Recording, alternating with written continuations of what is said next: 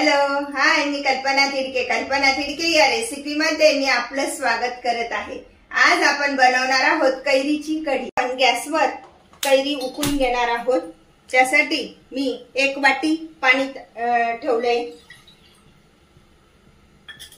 आणि त्यामध्ये स्वच्छ धुवून घेतलेली आणि बारीक चिरून घेतलेली ही कैरी आपण टाकून घेणार आहोत.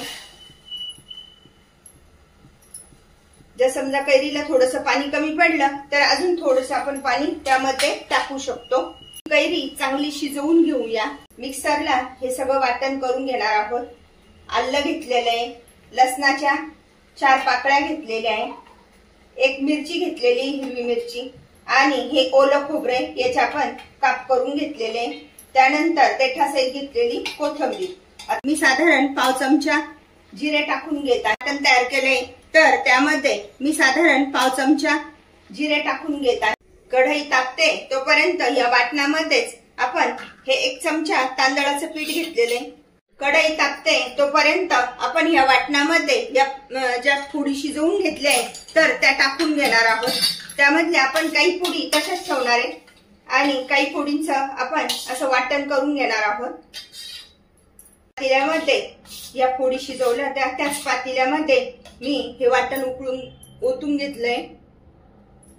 तापले तर त्यामध्ये 1 चमचा तूप टाकून घेणार आहोत. तुपामुळे कढीला चव खूप छान लागते. तूप तापले तर त्यामध्ये टाकून घेऊया पाव चमचा मोहरी. मोहरी चांगली तडतडू द्यायची. थोडीशी जास्त टाकली तर छानच लागते अजून. त्यानंतर पाव चमचा जिरे,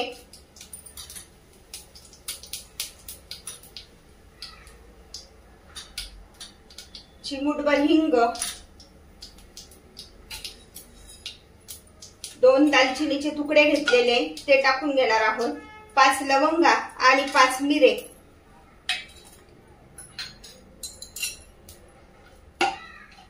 त्यानंतर त्यामध्ये टाकून घेत आहोत हे लसणाचे तुकडे करून घेतलेले. काही लसूण आपण वाटणामध्ये टाकलेला आहे आणि काहींचे तुकडे करून घेतलेले. त्यानंतर हिरवी मिरची. अशा प्रकारे छान असं परतून घ्यायचं. त्यामुळे कढीला छान असा फ्लेवर तयार होतो.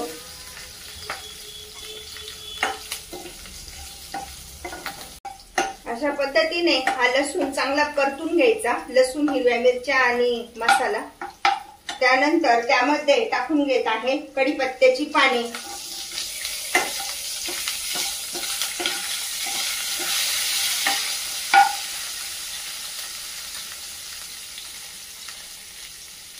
त्यानंतर त्यामध्ये आपण टाकून घेणार आहोत हळद.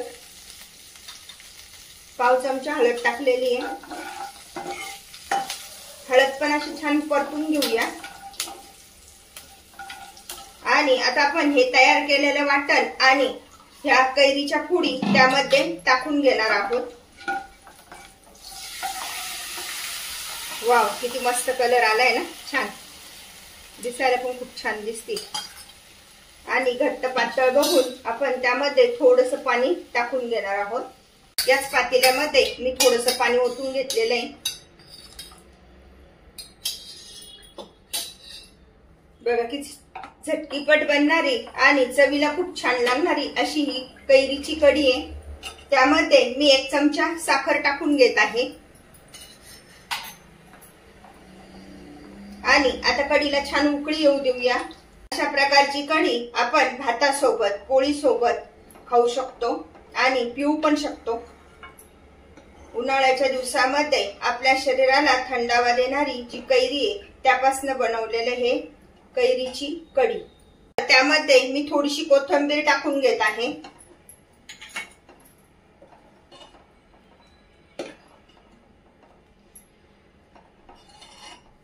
आणि आता आपण गॅस बंद करूया. गॅस बंद केल्यानंतर त्यामध्ये मी साधारण चवीनुसार म्हणजेच 1 चमचा मीठ टाकून घेत आहे. प्रथम गॅस बंद करायचा आणि नंतर त्यामध्ये मीठ टाकायचं.